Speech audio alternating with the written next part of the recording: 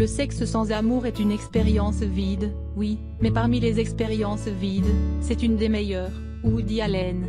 Alors que la question de l'amitié homme-femme soulève de multiples débats, un nouveau genre de relation semble émerger, le sexe entre amis. Non, il ne s'agit pas là seulement du titre d'un film qui a pu influencer de nombreuses relations. En réalité, une psychologue américaine a révélé qu'avoir des relations sexuelles avec un ami pourrait renforcer le lien. Certains pensent qu'être simplement ami avec une personne du sexe opposé relève de l'utopie. Pour eux, on ne peut pas refouler l'attirance sexuelle éternellement et tôt ou tard, elle finit par rejaillir et détruire la relation. D'autres considèrent que cet instinct bestial faisant de l'être humain l'esclave de ses passions charnelles peut être vaincu sous certaines conditions. Quoi qu'il en soit, Heidi Rieder, professeur de communication à l'université de l'État de Boise, a affirmé que le sexe entre amis pouvait avoir de nombreux avantages. Le sexe permettrait de renforcer le lien d'amitié. Une étude réalisée sur un échantillon de 300 personnes a révélé des résultats pour le moins surprenants. En effet, 20% des femmes interrogées ont déclaré avoir déjà eu une relation sexuelle avec au moins un ami durant leur vie. Parmi les femmes qui ont déjà vécu cette expérience, 76% ont déclaré que leur relation avec l'ami en question s'est nettement améliorée suite à leur rapport sexuel. En outre, il semblerait que la relation sexuelle n'avait pas été préméditée mais qu'elle a permis à près de 50% de ces femmes à s'engager en couple avec leur ami. Pour l'autre moitié, l'acte sexuel a permis de renforcer le lien d'amitié. Sans grande surprise, certaines femmes ont déclaré que l'acte sexuel a détruit leur relation amicale. Selon Heidi, cela peut être dû à une divergence des attentes de la part des deux sexes.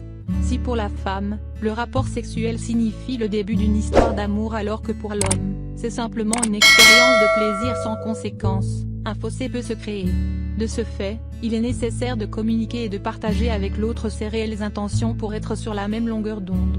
L'amitié homme-femme, mythe ou réalité? Dans son célèbre livre Les hommes viennent de Mars et les femmes viennent de Vénus, John Gray a d'ores et déjà expliqué les divergences qui persistaient entre les deux genres. Les comportements, les attentes et le langage des uns et des autres n'étaient pas le même, ce qui pouvait mener à une véritable frustration. Mais alors, comment deux personnes de sexe opposé peuvent-elles se proclamer amies? Pendant longtemps, cette amitié présumée entre les deux sexes a été décriée. Toutefois, la mixité en milieu scolaire et professionnel a permis aux femmes de s'immiscer dans le quotidien des hommes, banalisant ainsi leurs interactions. Selon Serge Effet, psychiatre et auteur de Scènes de la vie conjugale, la génération actuelle a vécu la mixité comme une évidence. Ainsi il n'est pas rare que la meilleure amie d'une fille soit un garçon. Des propos appuyés par la psychanalyste Sophie Cadalen, qui explique que la complicité amicale ne laisse pas assez de place à l'altérité pour que le désir survienne. Ainsi, nombreux sont ceux qui comparent leur amitié comme un lien fraternel, rendant ainsi le désir moralement inacceptable. Malgré ces allégations, il semblerait que certaines relations amicales puissent laisser place à un jeu de séduction presque malsain. Ce mécanisme, souvent inconscient, se traduit par des sous-entendus, des gestes et des paroles dissimulant un désir enfoui. D'après la psychanalyste Catherine Blanc, qui explique ce phénomène, nous sommes des êtres sexués et avons besoin que d'autres personnes que nos partenaires amoureux portent un regard sexué sur nous. Dans ce sens, le besoin de tendresse exprimé par les femmes à l'égard de leur ami lors d'une rupture amoureuse par exemple, montre bien cette relation teintée d'ambivalence.